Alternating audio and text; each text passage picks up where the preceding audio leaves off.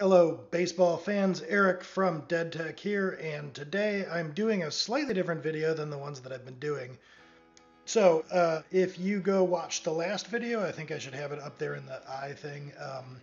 The last reader question roundup I did, I solicited feedback. Should I do more reader question roundups, or maybe focus more on kind of like individual reader question answers? The split was mixed. What everybody seemed to agree on is that my audio sucks. So I did a little investigation into that as a sidebar, and it's a really echoey room in here, which I think was the problem. However, I have installed this thing called Crisp.ai that really seems to do wonders for the audio. I hope that's true, otherwise I'll look ridiculous when posting this video. But today's sponsor is Crisp. No, I'm just kidding. But I've found that that is actually a really cool tool, freemium. Go check it out if you're trying to do audio. So hopefully that's better. Audio aside, I'm actually going to try kind of an A-B test, like a split on the new videos that I do. I think there are some reader questions that I can kind of tackle in the broader format, and then maybe the niche-oriented ones I'm going to try another theme or list of videos, if you will, where I dive in more detail. So today is the first one in that new kind of series. I'm just going to pick one reader question that has to do with a niche and kind of dive a little deeper on it. And so this is, how do I turn a retainer-based, like a small retainer-based side hustle into like more than a side hustle? So if that sounds interesting and you can bear with the audio, stay tuned. Okay, so let's dive into his reader question. He says, "Hi, Eric. Thanks for writing Developer Hegemony." You're welcome. I usually spend my commute listening to inane podcasts, but lately I've been hungrily gobbling up the goodness in your book. I'm not at the end yet, but I've turned the corner from gloom to future crystal balling optimism. Glad to hear it. I'm 39. I've done some job hopping. I've done some consulting, and I've done product work, usually with architect, senior team lead roles, but without people managing responsibilities, thankfully. I take great pride in good work, and I look upon colleagues and the managers with disdain when they cut corners to make the delivery deadline, then never fix it. I am an INTJ, though slowly turning into an ENTJ. Wow, trying to go from introvert to extrovert, I don't envy you there. As a quick sidebar there, I think that you don't really change that. It's just that you act like the other one, and that's probably exhausting. But that's I am an INTP, and I can't imagine trying to be an E anything. But anyway, I don't put up with things that don't make sense, and I'm spotting more and more examples of belly showing in my workplace. That has always struck me as inexplicable. I've always left the company because something about it just never sat right, and surely it must be better over there, right? There's always something that eventually gets under my skin until I can't take it anymore and I try somewhere else. Also, I ask for more money and always get it. Now I can see that I was just underpaid. I probably still am. I have a side gig where I built a thing for an organization and I charge $500 per month to keep it alive on Azure and toss in the occasional tweak when they ask. I got this gig through a family connection and have no idea how to seek out other work like it. I would very much like to hang up a sign that says CSJ Solutions or something, but I have a few setbacks. Don't know how to find more opportunities. I don't know if I have the stomach to leave stable employment as a pragmatist. In some ways, it's nice sometimes to just space out, stare at your screen, but it looks like I'm working. Peter Gibbons. And after that, I just sort of space out for about an hour. Office space. Or to write emails to the authors of books I enjoy. Fair enough. And I appreciate it. I have a hard time trusting people. Most of them don't deserve it, though I know a lot of people from my jobs. There are only a handful I can think of with whom I would want to have a go. I can't think of a business niche that I'm particularly suited for consulting in. Do you have any advice for a nouveau opportunist? Okay, so there are a number of things maybe to go over here. This is a fairly detailed email, and I think you can maybe see why I suggested, hey, this might make for enough stuff to just cover in a single video. First up, I want to do some housekeeping here. So there's this theme of I'm maybe an unhappy employee, and perhaps because of all the job hopping over the years and my frustration with people in the organization, etc., that really what's ultimately right for me is hanging out my shingle and just kind of going alone. And I can relate to that really hard because essentially that's what drove me out of standard corporate work. Even though I was moving nicely up the ladder, my last salaried gig was as a CIO. And what I realized in that situation was the corporate world, reporting to other people, may just not be for me because at that company, even though I was a CIO in my early 30s on a great career trajectory, I had some, shall we say, ethical disagreements with the owner of that privately held company. I have so many names. See, call me Dad. And I kind of came to realize that unless I was working for myself, there would always be a boss that I may or may not appreciate. Actually, I reported to the CEO of that company, who was great. Loved working for her. It was the owner of the company that was a problem. And so I had this idea early in my career that when I was a software engineer, senior software engineer, if I just got to architect, then I would make all the decisions and I'd be happy. And then if I just got to dev manager, and then if I just, so at each level of the org chart, I came to understand that, oh man, there's still somebody else here. And if I don't like what that person does, I'll wind up doing things that I think are stupid and have no autonomy to control that. And ugh. So I eventually just kind of thought to myself, like, I can't work for other people. And I blasted out of there. And it sounds like there's a similar theme going on here for you. What I'll say is this wound up working out for me in a very roundabout way. And I learned that if I could go back and do it differently, I would do it a lot differently. And I'd have a much different frame of mind when it came how to approach going off on my own. So I get the introspection and the recognition of your situation and certain parts of your personality, but I would issue a word of caution here. So the reason I'm saying this is because there's a few things in here that cause me pause. And I think that they're going to cause you friction if you try to go off on your own until you resolve them. So the first one is kind of this idea of disdain at corner cutting. That's something that is very common and understandable in an individual contributor type of role. So you're working on some application and you say, putting in all these global variables to hurry up and make the deadline is going to cause us to incur tech debt. It's the wrong approach. It's dumb. I don't want to do it. But if you make me do it, I kind of get it. If you agree that later we'll go back and fix it, then they never go back and fix it. You're frustrated, you quit. I get all that. I've lived it. But at the same time, objecting to things like that on principle is not what you're going to want to do when you're in business for yourself. You need to formulate some kind of business objection. So, like, if I owned that company and you were saying, taking on this tech debt is the wrong thing to do, I have disdain for people cutting corners, what I would say is, well, all right, come to me with an explanation as to how not cutting corners either earns us more revenue or saves us more money. And it's not that I don't think it could. Usually with taking on something like tech debt, you're trading future optionality or like long-term benefit for like short-term wins. So I says, yeah, if you want that money, come and find it, because I don't know where it is, you baloney.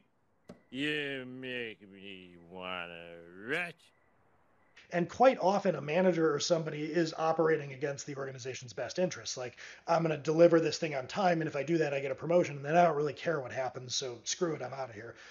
So it can be the wrong thing, but you really need to get away, if you're going to be off on your own, from objecting on principle. You need to really try to tie things back to kind of dollars and cents, like the profit and loss, the balance sheet of the organization.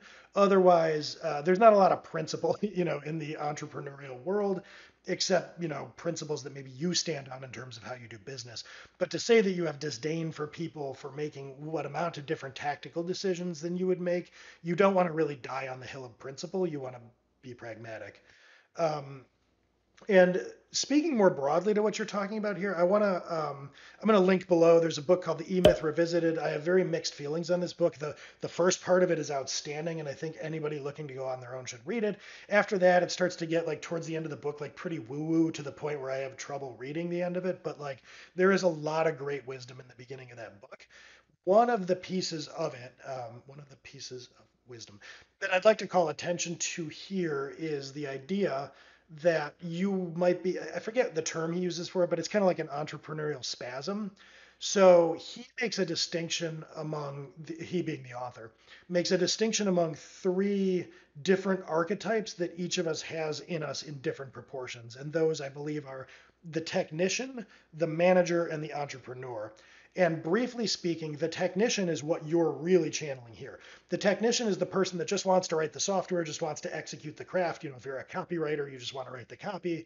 If you're a designer, you just want to do the design. And it's the part of you that's good at something and enjoys doing that something. The manager is sort of the conservative, I just want things to hum along and work, and I don't want a lot of change or disruption. I want to tune and preside over the system, and I want the system to continue smoothly. And then the entrepreneur is the visionary. The entrepreneur is the person in you that's saying the world ought to be different. I want to come up with an app that really fundamentally changes the way we do whatever, or I want to make big deals or make a big splash. The entrepreneur is the visionary. And the idea is all three of these people exist within you. But the way that most people hang out their shingle and go off on their own is exactly what you're describing here, what he describes in the book, which is an entrepreneurial spasm. You are a technician. You're happy being a technician. You get sick of your boss, the manager, telling you how to be a bad technician. You get sick of the entrepreneur that owns the company with the vision disrupting your technician stuff. You just want to exist and write software and write good software. So Brainstorm, you decide that you're going to hang out your shingle because you could do it better than these idiot managers and entrepreneurs. So you have an entrepreneurial spasm. I'm going to go off on my own. That's your big vision. And then when you go off on your own, you just dive right back into being a technician. And the only idea behind going off on your own is that you are going to be left alone to technician however you want. And there's two problems with that. Number one, it's not really the basis for a successful business. And number two, it's not actually going to work out in reality, because on your own, what you're going to find is I just want a technician, but I have to do all this manager type stuff like bookkeeping and invoicing and blah, blah, blah. And then I also kind of have to do this entrepreneurial type stuff like going out and finding customers. So if you're going to go and hang out your shingle and do as, by the way, this entrepreneurial spasm, exactly how I went off on my own. So I recognize the pain associated with. I'm not saying any of this with judgment. It's more that I have the scars from doing it that way and figuring it out on the fly. So I'm kind of issuing you a word of caution that I wish I had had all those years ago. And that is, it's not that there's anything wrong with being a technician and wanting to do it well. It's that going off on your own is not the path to just being able to sit around and code and do all the things that you always wish you could do, but some pointy hair stopped you from doing. You think it's that, but it won't be that. So that's the word of caution. Now, let's from here kind of dive into the meat of what you explained. So what I really want to unpack here in this video is something fascinating, which unlike most people that write in, you have actually, whether you meant to or not, through this family connection, created a business, and a successful one, I would add, because you sort of really sell this part short. Like, hey, I built a thing, and now somebody pays me $500 to keep it rolling. No room. Try to close it. Each month. Wow, you have more success than like probably 80% of people that try to start businesses, because you have somehow or another built something that somebody finds valuable enough to give you what is known as recurring revenue. That means every month you have a stable piece of income for $500, and that isn't easy to do in the entrepreneurial world. Often you come up with an idea and you throw it out there and nobody's willing to pay for it, or if they are, they might be willing to pay for it once and they want their money back. But no, you've come up with something that provides stable monthly revenue. And stable monthly revenue is sort of the holy grail of what like SaaS founders or entrepreneurial type consultants are going for. What everybody doesn't want is revenue spikes and tails off and unpredictable. So you have got stable recurring revenue. Like, that's already a great blueprint for success. Full stop. Like, you shouldn't write this off as, oh yeah, I built a thing and now somebody gives me $500 a month. I mean, wow, that is a great basis for success. And so to really drive the point home on that, let's consider that $500 a month thing. If you could find, let's say, 3 other businesses that valued whatever it is you did for that company enough to pay you that $500 a month, you would be talking about giving yourself a bigger raise than any employer would ever give you, because that's $2,000 a month, which is $24K a year. And to get a raise like that, you'd probably need to be up around 200 grand a year and get like developmental promotion type of thing, go from manager to senior manager or whatever. So that's a huge raise that you could give yourself if you just found another customer. And honestly, each other customer that you found here at $500 a month, we are talking about a $6,000 a year increase in your total compensation across all the stuff that you do. So each customer that you could identify is going to correspond to a sizable raise at work. And you can do that customer identification while working full time. So it's a super low risk play. Now, just for the sake of mapping this out, if you took that number of customers from 3 to 19, giving you 20 total customers, then we're talking about a $10,000 a month income. So with 20 total customers of this thing that you did, you would replace, I mean, I'm making some broad assumptions here, but at about 120K a year, 10,000 a month, that's probably an average software engineer salary anymore, I guess. I don't know what everybody makes, but 120K a year is not a living to sneeze at. So with 20 customers, you earn that living. Double that number to 40 customers, and you make $250,000 a year, which is probably more than any software engineer makes outside of an enterprise Silicon Valley type of company. So that's pretty good. So as you can see, you have not only a path to success with this business, but you have a low risk path to building it from a little side hustle to a big side hustle, to one that replaces your income, to one that dwarfs your income. And you can do that in incremental chunks of $500 a month that are pretty discrete and measurable. So you are really set up for success here. And I would dive really deeply into whatever it is that's causing this customer to pay you this amount of money, because you have tapped into something here, my friend. All right, so scaling up this niche, it's going to be hard for me to really address that, given that I don't know what it is. Somehow in your email, that's like the least important thing to you, although I would argue it's the most important thing. You like did some stuff, you built a thing, and now somebody's giving you $500 a month. So dive into that and explore it. What made them do that? Go and actually talk to them. And if you're not overly worried about the $500 a month, maybe dive deep enough that they might even disqualify you and be like, oh, I guess I don't need to pay for that anymore. But like really get into the nitty gritty of it and say, hey, I want to have kind of a check in here. Why are you paying me this $500 a month? Is there some kind of risk that I'm really mitigating for you? Are you getting better sleep at night because for $500 a month, you know that nothing's going to go wrong with whatever this thing is? Am I saving you more than $500 a month somehow in cost? Am I, on the other hand, helping you make an extra $500 plus a month in revenue? What is it that causes you to dispatch this check to me every month? Rain or shine, month in and month out, what makes that worth doing? I don't shine shoes, I don't tape ankles, I don't cut checks. Great cash, homie. So really pick that person's brain and get to the bottom of why they're doing that, because that's solid gold. Once you do that, once you've interviewed them and really kind of picked their brain, understand the risks that you're saving them, understand, I guess I would say, the expensive problem, to put it in Jonathan Stark's terms. I'll link to his stuff below if you want. In Jonathan Stark's terms, you're solving an expensive problem, so much so that they're willing to pay you $500 a month to ensure that it remains solved indefinitely. Why? Figure that out.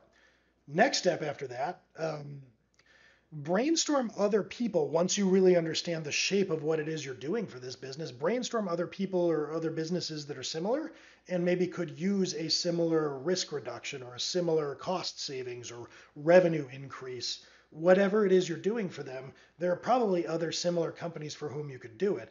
And again, it's hard for me to really get into the details because you haven't talked a lot about what it is, but maybe look for other companies of a similar size or that are in a similar vertical or a similar position, or whoever, whatever the role is. If it's the CIO of this company, what are you doing for that person? Could you do it for other CIOs?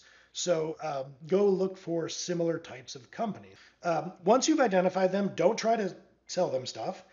See if you can schedule an exploratory conversation and do it with an approach that I would say is kind of like this. I reach out for market research type conversations, disarm them against a sales call, say, listen, I have this side hustle that's worked out doing X, and I'm thinking of maybe making a go of doing it on my own as a business. Don't worry, this isn't a sales call. I don't have the capacity as a full-time employee to actually sell it to you, even if I wanted to, but I'm interested in exploring and getting your feedback on whether this could make, a good full-time business. And generally doing something like that, you're inoculating against their skepticism that you're going to try to sell them something. Also, work in a little bit of, flattery, like, hey, your time is valuable. You obviously know what you're doing. I would love to pick your brain and maybe even get some recommendations for how you think I should structure my business. People genuinely enjoy being interviewed and kind of teed up and having their brains picked. It's a flattering thing. So if you make it about that rather than any kind of sales conversation, you will get their full attention and you'll get some really valuable insights and feedback and maybe even potential customers down the line. Like those phone calls may end with them saying, hey, when you do hang out your shingle, give me a call because, we should talk. So have a bunch of conversations like that and try to validate this thing that you're doing. Could you scale it up at $500 a month a pop? And after talking to a bunch of people, two things will happen. Number one, you'll start to get a feel for whether you could do that, whether the price is in the right ballpark or not.